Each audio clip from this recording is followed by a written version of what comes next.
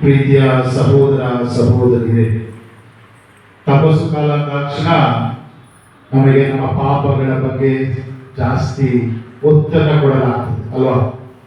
ಆದ್ರೆ ಇಂದು ನಾವು ತಪಸ್ಸು ಕಾಲದ ಮೊದಲನೇ ವಾರಕ್ಕೆ ಕಾಲಿಡುವಾಗ ಬೇರೆ ಟೆಂಪ್ಟೇಷನ್, ಶೋಧನೆಗಳು, ಪ್ರಲೋಭನೆಗಳು, ಇದರ ಬಗ್ಗೆ ಸ್ವಲ್ಪ ಸಮಯ ಧ್ಯಾನಿಸಲು ಪ್ರಯತ್ನಿಸೋಣ. ಮೊದಲ ಪ್ರಶ್ನೆ, ಶೋಧನೆಗಳು ಒಳ್ಳೆಯದೋ ಕೆಟ್ಟದ್ದು? ಶೋಧನೆಗಳು ಒಳ್ಳೆಯದು ಕೆಟ್ಟದ್ದು? ಕೆಲವರು ಎರಡು ಅಂತಾರೆ, ಕೆಲವರು ಒಳ್ಳೆಯದು ಅಂತಾರೆ, ಕೆಲವರು ಕೆಟ್ಟದ್ದು ಅಂತ ಹೇಳ್ತಾರೆ. ಶೋಧನೆಗಳು ಅವಶ್ಯಕವಾಗಿ ನಿಮಗೆ ಬೇಕೋ ಬೇಡವೋ? ಬೇಕಾ? ಶೋಧನೆಗಳು ಬೇಕಾ ನಿಮಗೆ? ಉತ್ತರ ಲಾಸ್ಟಿಗೆ. ಶೋಧನೆಗಳು ಲಾಭವೋ ನಷ್ಟವೋ? ಶೋಧನೆಗಳು ಬರೋದ್ರಿಂದ ನಮಗೆ ಲಾಭ ಆಗುತ್ತೋ ನಷ್ಟ ಆಗುತ್ತೋ? ಈ ಮೂರು ಪ್ರಶ್ನೆಗೆ ಇದು ಉತ್ತರವನ್ನು ಕಂಡುಕೊಳ್ಳಲು ಪ್ರಯತ್ನಿಸು. ಮೊದಲನೇದು, ಶೋಧನೆಗಳು ಒಳ್ಳೆಯದೋ ಕೆಟ್ಟದ್ದು? ಎರಡನೇದು, ನಮ್ಮ ಜೀವನಕ್ಕೆ ಅವು ಬೇಕೋ ಬೇಡವೋ? ಮೂರನೇದು, ಅದರಿಂದ ನಮಗೆ ಲಾಭನೋ ನಷ್ಟ? ಮೊದಲನೇದಾಗಿ ಪ್ರಿಯ ಸಹೋದರ ಸಹೋದರರೇ, ಶೋಧನೆಗಳು ಏನು? ಒಮ್ಮೆ ಒಂದು ರಾಜ್ಯ, ಅದರಲ್ಲಿ ಒಬ್ಬ ರಾಜ ರಾಣಿ, ನಿಮಗೆ ಗೊತ್ತಿರ್ತದೆ, ಇದ್ದೇ ಇರ್ತಾರೆ. ಅವ್ರು ತುಂಬಾ ಪ್ರೀತಿಸ್ಕೊಳ್ತಾರೆ. ರಾಜನಿಗೆ ರಾಣಿ ಅಂದ್ರೆ ತುಂಬಾ ಇಷ್ಟ, ರಾಣಿಗೆ ರಾಜ ಅಂದ್ರೆ ತುಂಬಾ ಇಷ್ಟ. ಒಂದ್ಸಾರಿ ಏನೋ ಒಂದು ಕೆಲಸದ ನಿಮಿತ್ತವಾಗಿ ರಾಜ ಸ್ವಲ್ಪ ದಿನಗಳವರೆಗೆ ಹೊರಗಡೆ ಹೋಗ್ಬೇಕಾಗ್ತದೆ. ಅರಮನೆಯಲ್ಲಿ ರಾಣಿ ಒಬ್ಬಳೇ ಇದೆ. ಆ ಸಮಯದಲ್ಲಿ ಪಕ್ಕದ ರಾಜ್ಯದ ಒಬ್ಬ ಅರಸ ಆ ದೇಶಕ್ಕೆ ಬರ್ತಾನೆ. ಅಲ್ಲಿ ಆ ರಾಣಿಯ ಸೌಂದರ್ಯವನ್ನು ಮಾರು ಹೋಗಿ ಅವನು ದುರಾಲೋಚನೆಗೆ ಒಳಗಾಗಿ ಆ ರಾಣಿಯ ಬಳಿ ಬಂದು ತನ್ನ ಪ್ರಪೋಸಲ್ ಕೊಡ್ತಾನೆ. ಈ ತನಕ ಫೆಬ್ರವರಿ 14 ಮುಗೀತಲ್ವಾ? So lovers day. ಅವನಿಗೆ ಪ್ರೀತಿ ಅವನ ಮೇಲೆ ಆಗ್ತದೆ. ಅವನಿಗೆ ಪ್ರಪೋಸಲ್ ಕೊಡ್ತಾನೆ. ನೀನು ನನ್ನ ಜೊತೆ ಬಂದ್ರೆ ಈ ರಾಜನಿಗಿಂತ ನಿನ್ನನ್ನು ಇನ್ನೂ ಹೆಚ್ಚಾಗಿ ಚೆನ್ನಾಗಿ ನೋಡಿಕೊಳ್ಳುತ್ತೇನೆ. ಈ ವಿಷಯ ಆ ರಾಜನಿಗೆ, ಆ ನಿಜವಾದ ಆ ರಾಣಿಯ ಗಂಡನಿಗೆ ಗೊತ್ತಾಗುತ್ತೆ. ಆಗ ರಾಜ ಕೋಪ ಮಾಡ್ಕೋಬೇಕು ಅಥವಾ ಸುಮ್ಮನೆ ಇರಬೇಕು? ಏನ್ ಮಾಡ್ತಾನೆ ಅಂದ್ರೆ ಕೋಪ ಮಾಡ್ಕೋಬೇಕು ಅಂತ ನಾವು ಅನ್ಸ್ಕೊಳ್ತೀವಿ. ಅಲ್ಲಿ ಪ್ರಿಯ ಸಹೋದರ ಸಹೋದರರೇ, ಕೋಪ ಮಾಡಿಕೊಳ್ಳುವ ಅವಶ್ಯಕತೆ ಇಲ್ಲ. ಕಾರಣ ಇಟ್ಸ್ ಓನ್ಲಿ ಎ ಪ್ರಪೋಸಲ್. ಇದು ಕೇವಲ ಒಂದು ಇನ್ವಿಟೇಷನ್ ಅಷ್ಟೇ. ಹೌದಾ ಇಲ್ವೋ? ಅವನು ಹೇಳ್ತಾ ಇದ್ದಾನೆ, ರಾಣಿಗೆ ಹೇಳ್ತಾ ಇದ್ದಾನೆ, ನಾನು ನಿನ್ನನ್ನು ಪ್ರೀತಿಸ್ತೀನಿ, ನೀನ್ ನನ್ನ ಜೊತೆ ಬಂದ್ಬಿಡು. ಇದು ಇನ್ವಿಟೇಷನ್ ಅಷ್ಟೇ ಕೊಡ್ತಾ ಇರುತ್ತೆ. ಆ ಇನ್ವಿಟೇಷನ್ಗೆ ಬರೀ ಅವರು ಕೋಪ ಮಾಡುವ ಅವಶ್ಯಕತೆ ಇಲ್ಲ. ಯಾವಾಗ ಆ ರಾಣಿ ಆ ದುಷ್ಟ ರಾಜ ಕೊಟ್ಟಂತ ಇನ್ವಿಟೇಷನ್ ಒಪ್ಪಿಕೊಳ್ತಾಳೋ ಆಗ ಆ ರಾಜ ಕೋಪ ಮಾಡ್ಕೋಬೇಕು. ಹೌದು ಇದು? ಯಾಕೆಂತ ಹೇಳಿದ್ರೆ ಆ ರಾಣಿ, ಮುಂದೆ ನಾನು ಮುಂದಿನ ಕಥೆಯಲ್ಲಿ ಹೇಳೋದಾದ್ರೆ, ಆ ರಾಣಿ ಆ ರಾಜನನ್ನ ಬೈದು ಕಳುಹಿಸ್ತಾನೆ.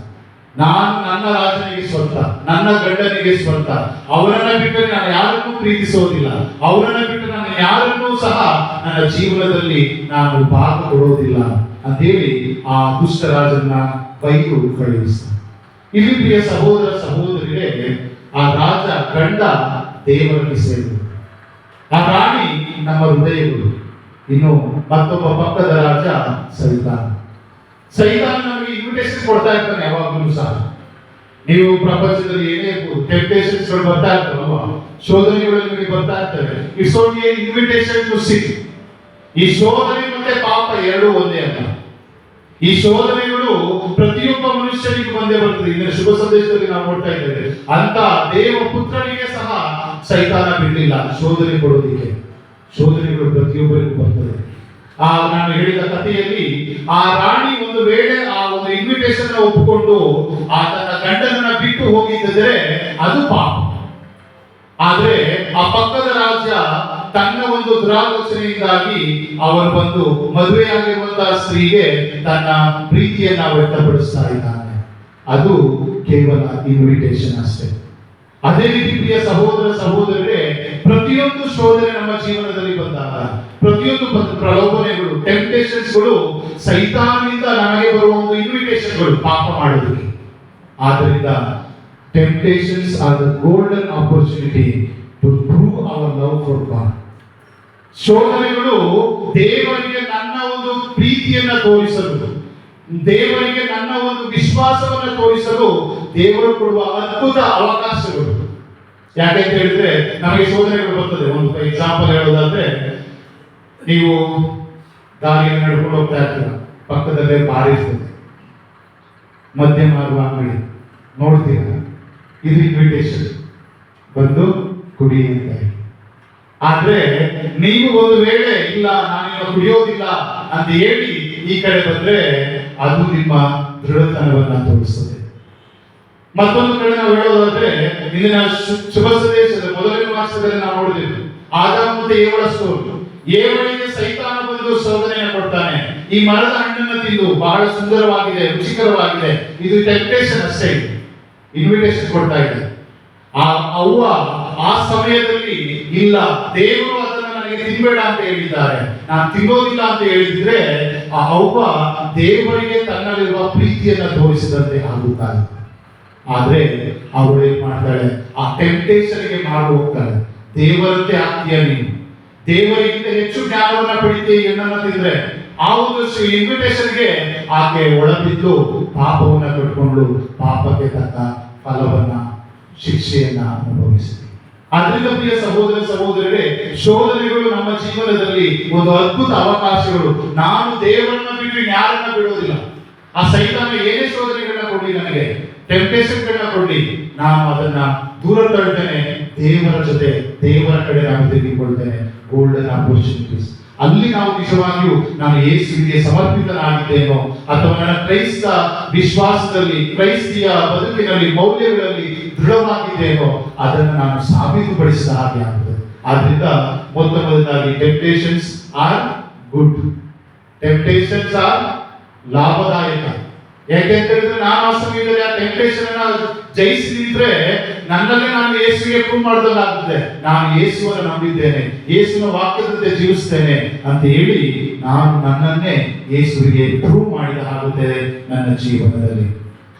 ಇನ್ನು ಎರಡನೇದಾಗಿ ಪ್ರಿಯ ಸಹೋದರ ಸಹೋದರರೇ, ನಾವು ಶೋಧನೆಗಳು ಬರುವುದು ಅನೇಕ ಬಾರಿ ದೇವರಿಂದ ಅಂತ ಅನ್ಕೊಂಡ್ಬಿಡ್ತೇವೆ.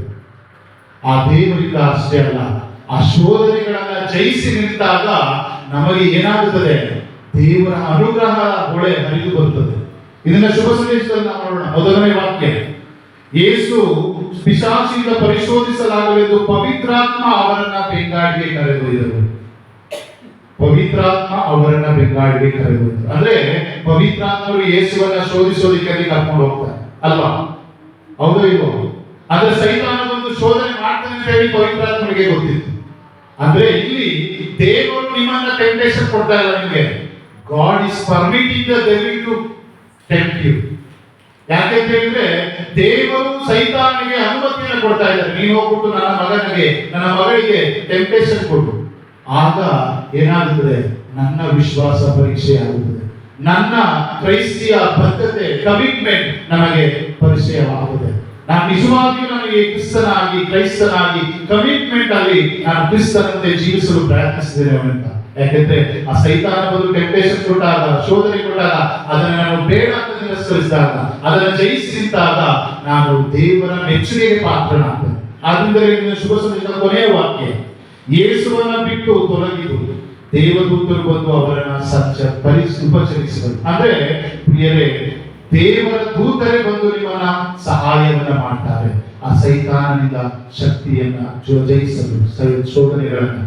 ಇನ್ನು ನಾವು ಲೂಕನ ಶುಭ ಸಂದೇಶ 4ನೇ ಅಧ್ಯಾಯ 13ನೇ ವಾಕ್ಯದಲ್ಲಿ ನಾವು ನೋಡ್ತೇವೆ, ಪಿಶಾಚಿ ಯೇಸುವನ್ನು ನಾನಾ ವಿಧದಲ್ಲಿ ಶೋಧಿಸಿದ ನಂತರ ತಕ್ಕ ಕಾಲ ಬರುವ ತನಕ ಅವರನ್ನ ಬಿಟ್ಟು ಹೋಯಿತು. ಮುಂದುವರಿದ ವಾಕ್ಯ, ಯೇಸು ಸ್ವಾಮಿ ಪವಿತ್ರಾತ್ಮ ಶಕ್ತಿಯಿಂದ ಕೂಡಿ ಗಲಿಲಯಕ್ಕೆ ಮರಳಿ ಬಂದು ಬೋಧಿಸಲಾರಂಭಿಸಿದರು.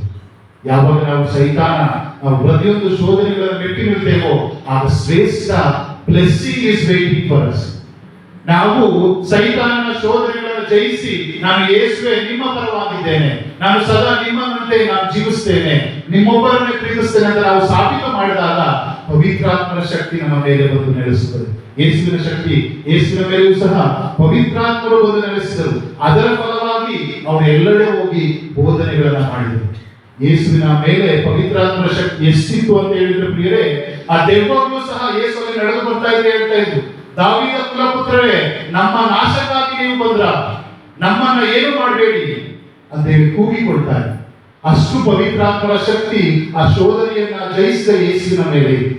ಅಷ್ಟೇ ಅಲ್ಲ, ನಾವು ಮುಂದುವರೆದು ನೋಡ್ತೇವೆ ಲೂಕನ ಶುಭ ಸಂದೇಶದಲ್ಲಿ ಯೇಸು ಆ ದೆವ್ವಗಳನ್ನ ನೀವು ಇವರನ್ನ ಬಿಟ್ಟು ತೊಲಗು ಅಂತ ಹೇಳಿದಾಗ ಆ ದೆವ್ವಗಳು ಯೇಸುವನ್ನ ಬೇಡಿಕೊಳ್ತವೆ, ನಮ್ಮನ್ನ ನಾಶ ಮಾಡಬೇಡಿ, ಆ ಹಂದಿಯ ಕೂಡಿಗೆ ಹೋಗಲು ನನಗೆ ಪರ್ಮಿಷನ್ ಕೊಡಿ. ಅಂದ್ರೆ ದೆವ್ವಗಳೇ ಸೈತಾನೇ ಯೇಸುವಿನಿಂದ ಪರ್ಮಿಷನ್ ಕೇಳ್ತಾ ಇದ್ದಾನೆ, ನಾನು ಎಲ್ಲಿಗೆ ಹೋಗ್ಬೇಕು ಅಂತ ಹೇಳಿ. ಅಂದ್ರೆ ಯಾವಾಗ ನಾವು ಏಕಂತ ಹೇಳಿದ್ರೆ ಯೇಸು ಈಗಾಗಲೇ ಸೈತಾನನ್ನ ಸೋಲಿಸಿದರು ಆ 40 ದಿನದಲ್ಲಿ. ಇದನ್ನ ಮೊದಲು ಶುಭ ಸಂದೇಶದಲ್ಲಿ ನಾವು ಆಲಿಸ್ತೇವೆ. ಅಂದ್ರೆ ನಾವು ಯಾವಾಗ ಸೈತಾನನ ಶೋಧನೆಗಳನ್ನ ಮೆಟ್ಟಿ ನಿಲ್ತೇವೆ, ಪವಿತ್ರಾತ್ಮರು ನಮ್ಮ ಮೇಲೆ ಬರ್ತಾರೆ, ಪವಿತ್ರಾತ್ಮರ ಶಕ್ತಿ ನಮ್ಮಲ್ಲಿ ನಡೆಸುತ್ತೆ. ಅದರಿಂದಾಗಿ ನಮಗೆ ವಿಶೇಷ ಆಶೀರ್ವಾದಗಳವರೇ ನಮ್ಮ ಮೇಲೆ ಹರಿದು ಬರ್ತದೆ. ಎಲ್ಲ ಸೈತಾನನ ಸೋಲಿಸುವ ಶಕ್ತಿ ನಮಗೆ ಸಿಗುತ್ತದೆ. ಆದ್ದರಿಂದ ಪ್ರಿಯರೇ, ಶೋಧನೆಗಳು ನಮಗೆ ಅವಶ್ಯಕ. ಕಾರಣ ದೇವರ ಅನುಗ್ರಹಕ್ಕೆ ನಾವು ಇನ್ನೂ ಹೆಚ್ಚಾಗಿ ಪಾತ್ರರಾಗುತ್ತೇವೆ. ಇನ್ನು ಕೊನೆಯದಾಗಿ ಪ್ರಿಯ ಸಹೋದರ ಸಹೋದರರೇ, ಇಂದು ಪಾಪದಿಂದ ಮರಣ ಎಂದು ಸಹ ಪೌಲರು ನಮಗೆ ಹೇಳ್ತಾ ಇದ್ದಾರೆ. ಆದ್ರಿಂದ ಇದು ಪಾಪದಿಂದ ನಾವು ನೆಟ್ಟಿ ನಿಲ್ಲಬೇಕಾದ್ರೆ ಮೊದಲನೇದಾಗಿ ನಮ್ಮಲ್ಲಿ ಇರಬೇಕಾದ ಒಂದು ಗುಣ, ಮೊದಲನೇದಾಗಿ ಡು ನಾಟ್ ಜಸ್ಟಿಫೈ ಯುವರ್ ಸಿನ್. ನೀನು ಪಾಪ ಮಾಡಿದಾಗ ಪಾಪವನ್ನ ಸಮರ್ಥಿಸಿಕೊಳ್ಳಬೇಡ. ಪರವಾಗಿಲ್ಲ, ಅದು ಚಿಕ್ಕ ಪಾಪ. ಪರವಾಗಿಲ್ಲ, ಇವತ್ತೊಂದಿನ ನಾನು ಬಲಿ ಪೂಜೆಗೆ ಹೋಗಿಲ್ಲ, ಇವತ್ತೊಂದಿನ ನಾನು ಬಲಿ ಶುಭ ಸಂದೇಶ ಬೈಬಲ್ ಓದಿಲ್ಲ, ಇವತ್ತೊಂದಿನ ನಾನು ಅಶುದ್ಧ ಹೃದಯದಿಂದ ಪರಪ್ರಸಾದವನ್ನು ಸ್ವೀಕರಿಸ್ತೇನೆ, ನಾಳೆಯಿಂದ ಸರಿಯಾಗಿ ಸ್ವೀಕರಿಸ್ತೇನೆ. ಇದನ್ನು ನಾವು ಸಮರ್ಥಿಸಿಕೊಳ್ಳುವುದು ಅಂತ ಹೇಳ್ತೇವೆ. ಜಸ್ಟಿಫೈ, ನಾನು ಮಾಡಿದ್ದು ಸರಿ, ಇವತ್ತೊಂದಿನ ತಪ್ಪಾಗಿದೆ, ನಾಳೆ ಸರಿ ಮಾಡ್ಕೊಳ್ತೇನೆ. ಆದ್ರೆ ಪ್ರಿಯರೇ, ಯಾವಾಗ ನಾವು ಈ ತರ ಪಾಪವನ್ನ, ನಾವು ಮಾಡಿದ ಪಾಪವನ್ನ ಸಮರ್ಥಿಸಿಕೊಳ್ಳುತ್ತಾ ಹೋಗ್ತೇವೆ, ಮುಂದೊಂದು ಏನಾಗುತ್ತೆ ಅಂದ್ರೆ, ಇವತ್ತು ನೀವು ಬೈಬಲ್ ಓದಿಲ್ಲ, ಒಂದು ವರ್ಷ ಆಮೇಲೆ ಓದೋದಿಲ್ಲ. ಇವತ್ತೊಂದೇ ನೀನು ಬಲಿ ಪೂಜೆ ಬಂದಿಲ್ಲ, ಒಂದು ವಾರ ಪೂರ್ತಿ ಬಲಿ ಪೂಜೆ ಬರಲ್ಲ, ಆಮೇಲೆ ತಿಂಗಳು ಪೂರ್ತಿ ಪೂಜೆ ಬರಲ್ಲ, ವರ್ಷಕ್ಕೊಂದ್ಸರಿ ಬರ್ತೀಯ. ನೀವು ಇವತ್ತೊಂದಿನ ಪರಮಪ್ರಸಾದವನ್ನ ಅಶುದ್ಧ ಹೃದಯದಿಂದ ಸ್ವೀಕರಿಸಿದೆ ಅನ್ಕೊಳ್ಳಿ, ನೀವು ಹೇಳ್ಕೋಬಹುದು, ಇವತ್ತೊಂದಿನ ನಾಳೆ ಸರಿ ಮಾಡ್ತೇನೆ, ನಾಳೆ ಹೋದಾಗ ಇವತ್ತೊಂದಿನ ನಾಳೆ ಸರಿ ಮಾಡ್ತೇನೆ, ಪರವಾಗಿಲ್ಲ ಅಂತ ಹೇಳಿ ನಾವು ಮುಂದುವರ್ಕೊಂಡು ಅದೇ ನಮ್ಮ ಜೀವನದಲ್ಲಿ ದೊಡ್ಡ ಪಾಪವಾಗಿ ಬಂದಿರುತ್ತದೆ. ಆದ್ದರಿಂದ ಪ್ರಿಯರೇ, ನಾವು ನಮ್ಮ ತಪ್ಪುಗಳನ್ನ ಮಾಡಿದಾಗ ಅದನ್ನ ಸಮರ್ಥಿಸಿಕೊಳ್ಳುವ, ಇವತ್ತೊಂದಿನ ತಪ್ಪು ಮಾಡಿದ್ದೇನೆ, ನಾನು ಇದನ್ನು ದೊಡ್ಡ ಪಾಪ ಅಲ್ಲ. ಆದ್ರೆ ಸಣ್ಣ ಸಣ್ಣ ಪಾಪಗಳನ್ನ ಮಾಡ್ತಾರೆ, ಮುಂದೊಂದು ದಿನ ಸ್ವರ್ಗವನ್ನೇ ಕಳೆದುಕೊಳ್ಳುವಂತಹ ಒಂದು ದುರ್ಗತಿಗೆ ನಾವು ಒಂದು ಸೇರುತ್ತೇವೆ. ಆದ್ರಿಂದ ಪಾಪವೆಂದಾಗ ಪ್ರತಿಯೊಂದು ಪಾಪ, ಸಣ್ಣಾಗಿರ್ಲಿ ಸುಳ್ಳಾಗಿರ್ಲಿ, ಒಂದು ಚಿಕ್ಕ ಸುಳ್ಳಾಗಿರ್ಲಿ ದೊಡ್ಡ ಸುಳ್ಳಾಗಿರ್ಲಿ, ಸಣ್ಣದಾಗಿ ಕದ್ದಿದ್ರು ಅದು ಪಾಪನೇ, ದೊಡ್ಡ ಬ್ಯಾಂಕಿಗೆ ಹೋಗಿ ದೊರಡೆ ಮಾಡಿದ್ರು ಪಾಪನೇ ಅಂತ ಒಂದು ಮನೋಭಾವ ನಮ್ಮಲ್ಲಿ. ಯಾವಾಗ ನಾವು ಪಾಪ ಮಾಡ್ತೇವೆ, ಯೇಸುವಿನ ಬಳಿಗೆ ಬಂದು ತಕ್ಷಣ ಪ್ರಭುವೇ, ಇವತ್ತು ನಾನು ಒಂದು ಸಣ್ಣ ಸುಳ್ಳನ್ನ ಹೇಳಿದೆ, ಇವತ್ತು ನಾನು ಪರಪ್ರಸಾದವನ್ನ ಅಶುದ್ಧ ಹೃದಯದಿಂದ ಸ್ವೀಕರಿಸಿದೆ, ನನ್ನ ಕ್ಷಮಿಸು. ಅನೇಕ ಬಾರಿ ನಮ್ಮಲ್ಲಿ ಏನಾಗ್ತದೆ, ನಾನು ಇವತ್ತು ಪಾಪ ಮಾಡಿದ್ದೇನೆ, ಪಾಪ ನಿವೇದನೆ ಮಾಡ್ತೇನೆ, ಆಮೇಲೆ ಮತ್ತೆ ಅದೇ ಪಾಪವನ್ನ ಮಾಡ್ತೇನೆ, ಯಾವುದು ಇದು ಫಲ, ಇದರಿಂದ ನನಗೆ ಏನಾಗ್ತಾ ಇಲ್ಲ ಅಂತೇಳಿ ಆಮೇಲೆ ಕೆಲವರು ಪಾಪ ನಿವೇದನೆ ಮಾಡುವುದನ್ನೇ ನಿಲ್ಲಿಸ್ಬಿಡ್ತೀರ. ಆದರೆ ಪ್ರಿಯ ಸಹೋದರ ಸಹೋದರರೇ, ಪ್ರತಿಯೊಂದು ಬಾರಿಯೂ ಪಾಪ ನಿವೇದನೆ ಮಾಡಿದಾಗ ನಮ್ಮ ಪಾಪಗಳು ಕ್ಷಮಿಸಲ್ಪಡುತ್ತವೆ. ಇದರಿಂದಲೇ ಸಂತ ಯೋಹಾನನು ಬರೆದ ಮೊದಲನೇ ಪತ್ರ 1ನೇ ಅಧ್ಯಾಯ 7ನೇ ವಾಕ್ಯ ಹೀಗೆ ನುಡಿಯುತ್ತದೆ, ದೇವರ ಪುತ್ರನ ರಕ್ತದಿಂದ ತೊಳೆಯಲಾಗದ ಯಾವ ಪಾಪವೂ ಇಲ್ಲ. ಪ್ರತಿಯೊಂದು ಪಾಪ, ನೀವು ಎಷ್ಟೇ ದೊಡ್ಡ ಪಾಪ ಮಾಡಿದ್ರಿ, ಯೆಶಾಯ ಪ್ರವಾದಿಯು ಸಹ ಅದಕ್ಕೆ ನಿಮಗೆ ನುಡಿತಾ ಇದ್ದಾರೆ, ನಿಮ್ಮ ಪಾಪಗಳು ಕಡುಗೆಂಪಾಗಿದ್ದರೂ ನನ್ನನ್ನು ಅದನ್ನು ತೊಳೆದು ನಿಮ್ಮ ಬಿಳಿಪಾದ ಉಂಡೆಯಂತೆ ನಾನು ಮಾಡ್ತೇನೆ. ಯೇಸುವಿನ ರಕ್ತದಿಂದ ಎಲ್ಲಾ ಪಾಪಗಳು ತೊಳೆಯಲು ಸಾಧ್ಯ. ಆದ್ರಿಂದ ಪಾಪ ನಿವೇದನೆ ಮಾಡಿದಾಗ ಪ್ರತಿಯೊಂದು ಪಾಪ, ನೀವೇನು ಹೇಳಿರ್ತೀರ ಆ ಪಾಪಗಳು ಎಲ್ಲವೂ ತೊಳೆಯಲಾಗ್ತದೆ. ಅಲ್ಲಿ ನಿಮಗೆ ಡೌಟ್ ಬೇಡ, ಈ ಪಾಪವನ್ನ ದೇವರು ನಿಮ್ಮ ಕ್ಷಮಿಸಿದ್ದಾರೋ ಇಲ್ವೋ, ಈ ಒಂದು ಪಾಪ ನನ್ನನ್ನು ಇನ್ನೂ ಉಳ್ಕೊಬಿಟ್ಟಿದ್ಯೋ ಇಲ್ವೋ, ಅದ್ಯಾವುದೇ ಡೌಟ್ ಬೇಡ. ಪ್ರತಿಯೊಂದು ಪಾಪ ಯೇಸುವಿನ ರಕ್ತದಿಂದ ತೊಳೆಯಲು, ಶುದ್ಧಗೊಳ್ಳಲು ಸಾಧ್ಯ. ಆದ್ರಿಂದ ನಿಮ್ಮಲ್ಲಿ ಯಾವುದೇ ಗಿಲ್ಟ್ ಫೀಲಿಂಗ್ ಇರಬಾರ್ದು. ನಾನು ಅವತ್ತು 1 ವರ್ಷದಿಂದ ಪಾಪ ಮಾಡಿದ್ದೇನೆ, ಅದನ್ನ ಪಾಪ ನಿವೇದನೆ ಹೇಳ್ತೀಯ, ಹೌದು, ಅದಾದ್ಮೇಲೂ ಸಾಧನೆ ಮುಂದುವರಿಸಿ, ನಾನು ಅವತ್ತು ಪಾಪ ಮಾಡಿದೆ, ಅವತ್ತು ಪಾಪ ಮಾಡಿದೆ, ಆದ್ರೆ ಹಿಂದಿನ ಒಂದು ಗಿಲ್ಟ್ ಫೀಲಿಂಗ್ ನಿಮ್ಮಲ್ಲಿ ಅವಶ್ಯಕತೆ ಇಲ್ಲ. ಆದ್ರಿಂದಾಗಿ ಪ್ರಿಯ ಸಹೋದರ ಸಹೋದರರೇ, ಶೋಧನೆಗಳು ನಮಗೆ ಒಳ್ಳೆಯದು. ನಮ್ಮ ಪ್ರೀತಿಯನ್ನ ಯೇಸುವಿಗೆ ತೋರಿಸಲು, ನಮ್ಮ ಕ್ರೈಸ್ತ ಬದ್ಧತೆಯನ್ನ, ಕಮಿಟ್ಮೆಂಟ್ ಅನ್ನ ಇಡೀ ಜಗತ್ತಿಗೆ ತೋರಿಸಲು ಶೋಧನೆಗಳು ಬಂದಾಗ ಅದನ್ನ ಮೆಟ್ಟಿ ನಿಲ್ಲಲು ಶೋಧನೆಗಳು ನಮಗೆ ಲಾಭದಾಯಕ. ಆದ್ರಿಂದ ಯೇಸು ಇದು ನಮಗೆ ತೋರಿಸಿಕೊಟ್ಟಿದ್ದಾರೆ. ಪ್ರತಿಯೊಂದು ಶೋಧನೆಗಳನ್ನು ನಾವು ಮೆಟ್ಟಿ ನಿಲ್ಲಬಹುದು, ನಮ್ಮಿಂದ ಸಾಧ್ಯ. ಆ ಎಲ್ಲ ಶೋಧನೆಗಳನ್ನು ಮೆಟ್ಟಿ ನಿಲ್ಲಲು ಬೇಕಾದ ಶಕ್ತಿಗಾಗಿ ಈ ದಿನ ಬರೀ ಪೂಜೆಯಲ್ಲಿ ಪವಿತ್ರಾತ್ಮರ ವರವನ್ನ, ದೇವರ ಕೃಪೆಯನ್ನ ಬೇಡ.